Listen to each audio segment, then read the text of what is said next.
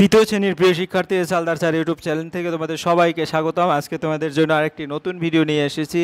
সঠিক সময়ে সেরা প্রস্তুতি হিসাবে পরিবেশ, তৃতীয় শ্রেণী অধ্যায় 5 আকাশ। এই অধ্যায় 5-এর 112 পৃষ্ঠা থেকে 124 পৃষ্ঠা পর্যন্ত যত রকমের খুঁটিনাটি তোমাদের প্রশ্ন আসতে পারে এই ফাইনাল পরীক্ষায় সকল প্রশ্নের বিশ্লেষণ সহ এবং বই খুঁটিনাটি সমস্ত টপিকস ধরে ধরে বিশ্লেষণ সহ আমি সমাধান করে দেখাবো এই ভিডিওতে।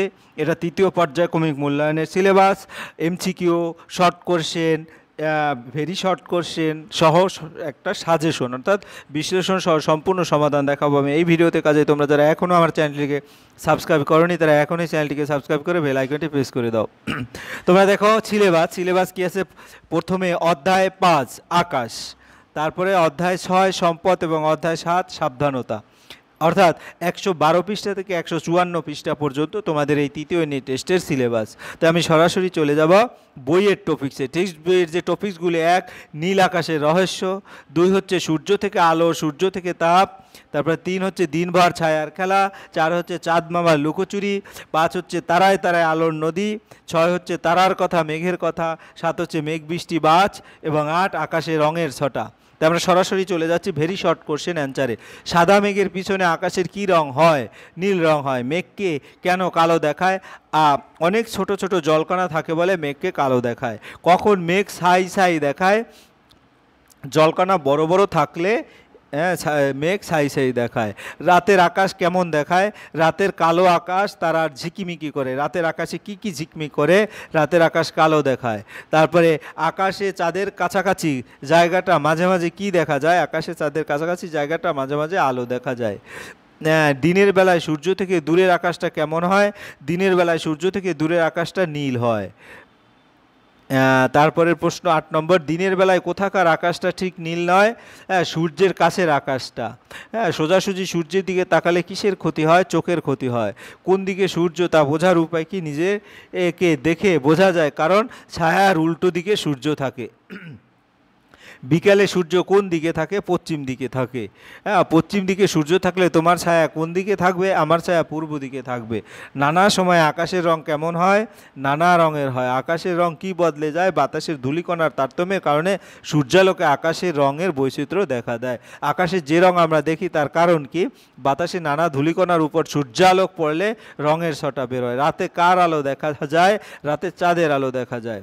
চাঁদের আলোয় কত দূরে কেন কোনো চেনা জিনিসকে দেখা যায়? চাঁদের আলো 8-10 মিটার দূর পর্যন্ত কোনো চেনা জিনিসকে চেনা যায়। অমাবস্যার রাতে কত দূর কোনো কিছুকে আমরা দেখতে পাই? অমাবস্যার রাতে সামনে কেউ দাঁড়িয়ে থাকলে আমরা ভালো করে দেখতে পাই না। পূর্ণিমা রাতে কেন 3তলা বাড়ির ছাদ থেকে নিচের লোককে দেখা যায়? পূর্ণিমা রাতে চাঁদের আলো থাকার জন্য 3তলা বাড়ির ছাদ থেকে নিচের লোককে দেখা যায়। দিনের কোন সময় আলো কমে যায়? বিকেলে আলো কমে যায়। দিনের বেলা বিকেলে আলো কমলে গরম কি কমে যায়? হ্যাঁ, দিনের বেলায় বিকেলে আলো কমলে গরমও কমে যায়। তারপর কি কারণে দিনের বেলায় সূর্যের আলো কমে যেতে পারে? মেঘের কারণে দিনের বেলায় সূর্যের আলো কমে যেতে পারে। মেঘের কারণে দিনের বেলায় সূর্যের আলো কমলে কি গরম কমে যায়? না, অনেক সময় মেঘ করলে সূর্যের আলো কমলেও গরম কমে না। এরপরে শর্ট কোশ্চেন অ্যান্সার। মেঘ কখন কালো কখনো ছাই ছাই দেখায়? যখন অনেক ছোট ছোট জলকণা থাকে তখন মেঘ কালো দেখায়, আর জলকণাগুলো বড় বড় হয়ে গেলে মেঘ ছাই ছাই দেখায়। রাতের আকাশ কেমন দেখায়? রাতের আকাশ কালো দেখায় এবং আকাশের তারাগুলো ঝিকমিক করতে থাকে, তবে চাঁদের কাছাকাছি জায়গাটা মাঝে মাঝে আলো দেখা যায়। দিনের বেলায় সূর্যের কাছের এবং দূরের আকাশের কেমন দেখায়? দিনের বেলায় সূর্যের কাছের আকাশ ঠিক নীল নয়, দূরের আকাশটা নীল দেখায়। পশ্চিম দিকে সূর্য থাকলে তোমার ছায়া কোন দিকে পড়বে এবং ছায়ার দিকে মুখ করে দাঁড়ালে অন্য দিকগুলি কোন দিকে হবে? পশ্চিম দিকে সূর্য থাকলে আমার ছায়া পড়বে পূর্ব দিকে, তখন আমার পিছন দিকে পশ্চিম দিক, ডান দিকটা দক্ষিণ দিক এবং বাম দিকটা উত্তর দিক হবে। এরপরে ফিল ইন দিক ব্ল্যাঙ্কস অর্থাৎ শূন্যস্থান পূরণ। তারাগুলো পূর্ব থেকে ড্যাশ সরে যায়, পশ্চিমে সরে যায়। জলের বাষ্প স্বাভাবিকভাবে বাতাসে দেখা যায় না। শীতকালে পুকুরের উপরে যে ধোঁয়া দেখা যায় তা হলো জলীয় বাষ্প। ধূলিকণার সঙ্গে ড্যাশ জমে, জলকণা জমে, মেঘে ড্যাশ আটকে পড়ে, সূর্য আটকে পড়ে। তারপরে ট্রু অ্যান্ড ফলস, সত্য মিথ্যা। বিকেলে নাকি সকালে সূর্য পশ্চিম দিকে থাকে? বিকেলে। সূর্যের দিকে মুখ করে দাঁড়ালে ছায়া কি সামনের না পিছনের দিকে পড়ে? পিছনের দিকে। ছুটির দিন কয়েক নাকি প্রতি ঘন্টা অন্তর নিজের ছায়াটি দেখবে? কয়েক ঘন্টা অন্তর। ছাদের কাছাকাছি না দূরবর্তী জায়গায় মাঝে মাঝে আলো দেখা যায় চোখের, হ্যাঁ, কাছাকাছি যেটা। তারপরে সোজাসুজি সূর্যের দিকে তাকালে, হ্যাঁ, চোখের না দৃষ্টির ক্ষতি হয়, দেখা যাচ্ছে চোখের ক্ষতি হয়। তারপর জলীয় বাষ্পকে বোঝার উপায় কি? জলীয় বাষ্প বোঝার দুটি ভালো উপায় আছে। যদি হাঁড়িতে আমরা জল ফোটাই তবে হাঁড়ি থেকে ধোঁয়ার মতো জিনিস উপরের দিকে বেরোতে দেখবে। যদি শীতকালে সকালের দিকে আমরা পুকুরের জলের দিকে তাকাই তবে দেখতে পাবো একটি ধোঁয়াটে স্তর, ওটাই জলীয় বাষ্প। মেঘ কি করে সৃষ্টি হয়? নদী সাগরের জল শুকিয়ে বাতাসে জলীয় বাষ্প বাড়ে, ওই বাষ্প ঠান্ডা হয়ে তারপর বাতাস ভেসে থাকা ধূলিকণার গায়ে জলকণা হয়ে জমে পাশাপাশি ভাসে। তারা সূর্যের আলো আটকে দেয় বা নানা দিকে ছড়িয়ে দেয়, একে মেঘ বলে। এরপরে আমরা যদি দেখি বইয়ের টপিকস অনুসারে, যেমন নীল আকাশের রহস্য, তোমরা কিন্তু এটা নীল আকাশের রহস্যর মধ্যে, হ্যাঁ, বেশ কিছু গল্প আছে, তোমরা ভালো করে এখান থেকে পড়বে।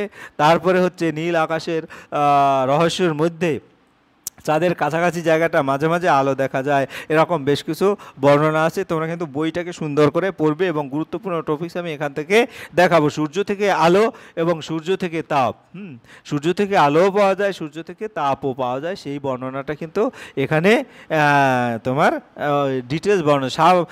পূর্ণিমার আকাশে, একটু আগে অমাবস্যার রাতে আকাশে চাঁদ থাকে না, তখন কত দূর দেখা যায়? সামনে কেউ দাঁড়িয়ে থাকলেও চেনা যায় না।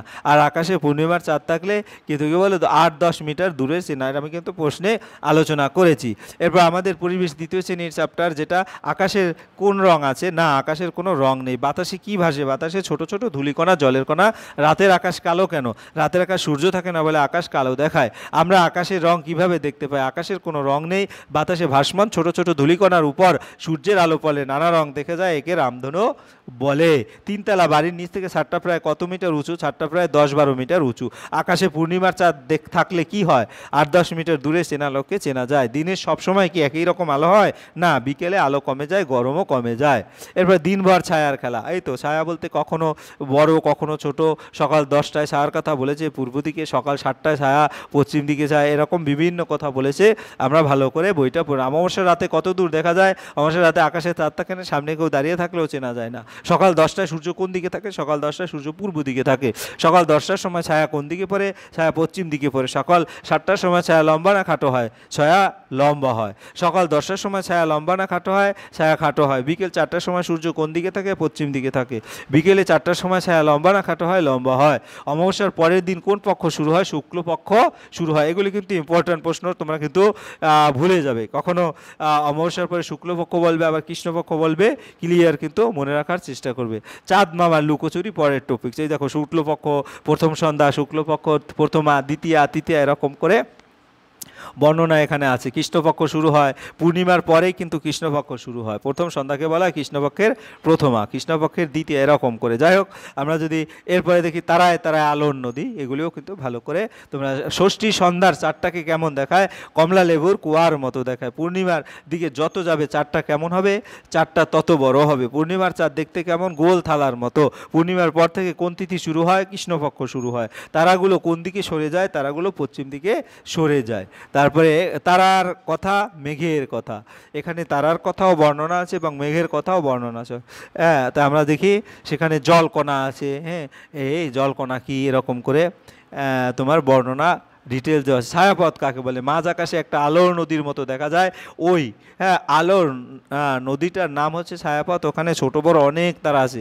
এই যে আমি কিন্তু বিভিন্ন রায়ান মার্টিন প্রশ্ন বিচিত্রার বিভিন্ন প্রশ্নের সমাধান করি, তাতে কিন্তু দেখা যায় এরকম ছায়াপথের প্রশ্নটি আছে। আরও মেঘ থাকলে তারা দেখা যায় কি? না, মেঘ থাকলে তারা দেখা যায় না। পুকুরে জল সূর্যের তাপে কি হয়ে যায়? বাষ্প হয়ে যায়। জল ফোটালে ধোয়ার মতো কি দেখা যায়? জল ফোটালে ধোয়ার মতো বাষ্প দেখা যায়। জলকণা কিভাবে তৈরি হয়? জলে অনেক বাষ্প জমে জলকণা তৈরি হয়। নদী সাগরের জল শুকিয়ে বাতাসে কি বাড়ে? জলীয় বাষ্প বাড়ে। শীতকালে পুকুর উপরে যে ধোঁয়া দেখা যায় সেগুলি আসলে কি?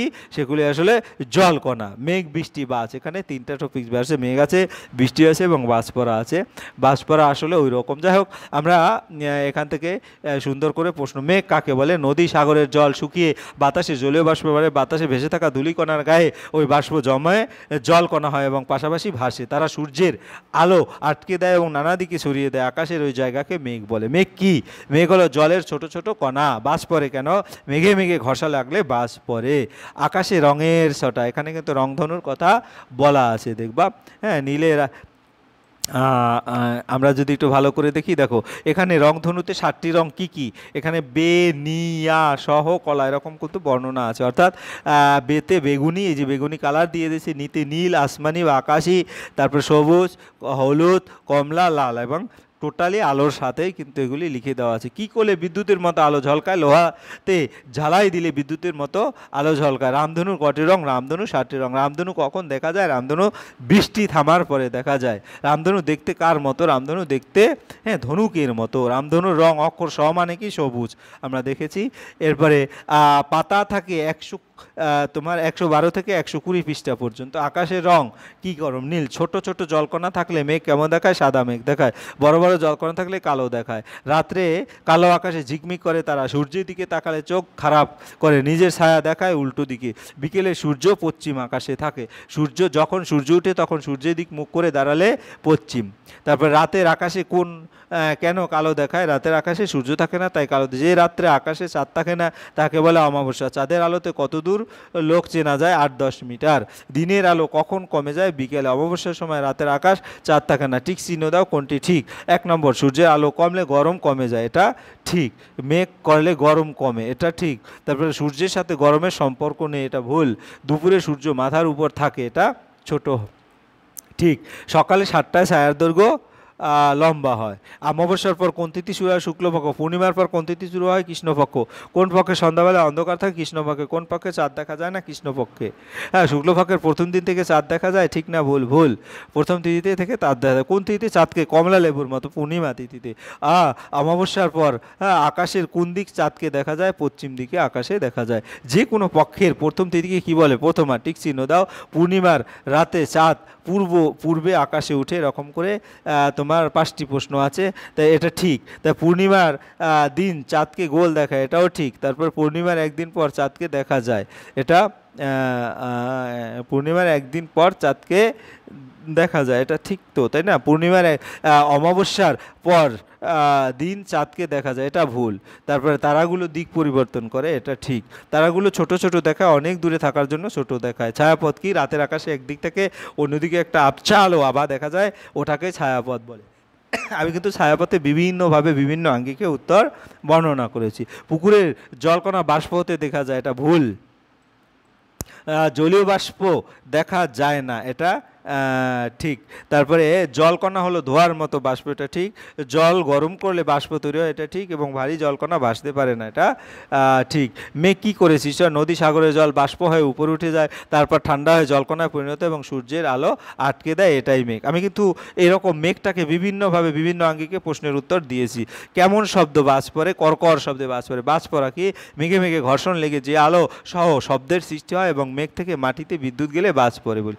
বাজ পড়লে বসে পড়তে হয় নাকি দাঁড়িয়ে থাকতে হয়? বসে পড়তে হয়। কোন রংটা আকাশি? নীল, গাঢ় নীল না হালকা নীল? হালকা নীল। লাল এবং হলুদ রঙের মাঝামাঝি রংটির নাম কি? কমলা রং। বেনিয়া সহ কলা মানে কি? 7টা রঙের নামের প্রথম অক্ষর।